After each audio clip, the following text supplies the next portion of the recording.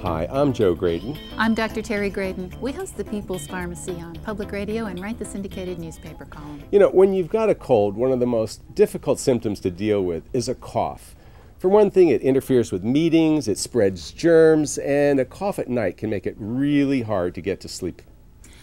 Perhaps one of the most widely available ingredients for a cough is dextromethorphan. It's the DM in a lot of popular cough remedies. Unfortunately, dextromethorphan is not particularly effective, especially not for young children, and teenagers are starting to abuse it. Yeah, and you don't want to give a lot of dextromethorphan to young children because it can cause hallucinations in high doses. Now, we also are not very enthusiastic about expectorants.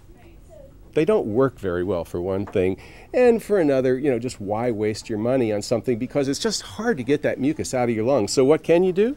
Well, what can you do? One thing is cough drops actually can be very helpful. Yeah, they're an old-fashioned approach, but people have been using them for decades. They work really well. They can soothe that tickle, but don't swallow them at bedtime because you don't want them to get stuck in your throat. That's right, you could choke.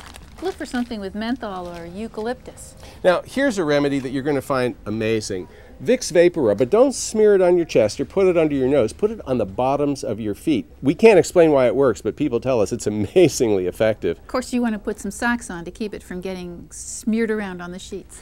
Now, there are some home remedies that we think are pretty cool. They're herbs. For example, if you could make a little ginger tea, it eases the congestion, or thyme tea. This also works pretty well. Spice from the kitchen cabinet. The ingredients in thyme do have some ability to soothe a difficult cough. And my personal favorite is dark chocolate. The theobromine in dark chocolate actually works better than dextromethorphan as a cough suppressant. And what can be better than when you have a cough than a little sweet treat?